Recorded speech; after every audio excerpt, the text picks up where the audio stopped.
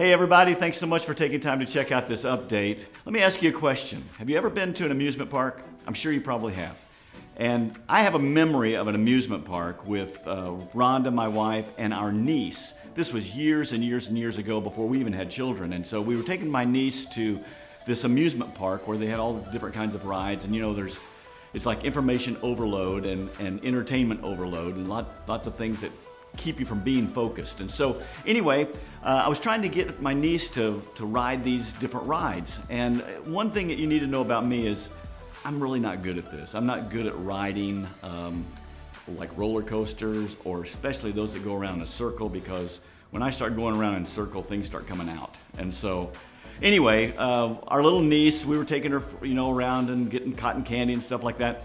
So I saw this a ride that they had a little caricature at the entry of the ride, and it's one of those, if you're this tall, you can qualify to ride on that ride. And it's just the amusement park's way of saying if you're in this season of your life, that's good. You can ride this ride. So anyway, I took her up there and kind of made a little game of it. And I said, look, you're taller than this caricature, so you can ride this ride, so let's go get on it. I never looked at the ride. I never looked at what it was. I just thought, surely if she can ride it, I can ride it along with Rhonda. And so we were going through the maze of getting to the ride, and then I realized it's one of those rides that I call, blow cookies rides, because that's what happens to me after I ride one of those rides. I'm thinking, oh no, I cannot ride this ride.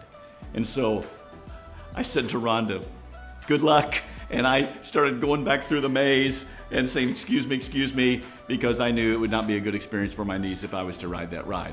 So I don't know if anything like that's ever happened to you, but I learned my lesson as far as looking at what's ahead and not maybe just going by what was out front.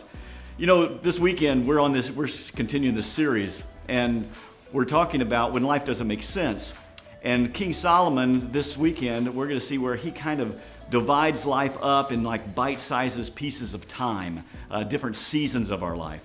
And so I don't know what kind of season that you're going through, but there's probably a season that you're either going through or you're going to be going through that he speaks to in the scriptures this weekend. And so I just really want to encourage you to show up or tune in and just pray that God will speak to you ahead of time about the season that you're going through. And even more than that, Lord, what is it that you want me to do in this season? What do you want me to get out of this season? And as the amusement park says, you're qualified to go through this season if you're this tall. Well, in real life, God allows us to go through different things at different seasons of our life. So whatever season you're in, you're probably going through something. And hopefully this time that we have together this weekend is going to help you go through that with God's help.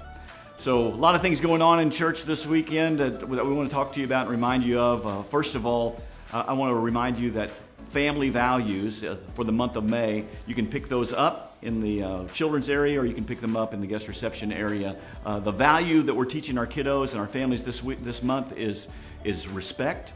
And then also, I want you to know that there's a women's event coming up on May the 18th for Fearless. It's called Fearless Women, and you can register for that online under the events page. And then also, it's hard to believe, but we're already needing people to sign up and help us as volunteers for fuel and VBS.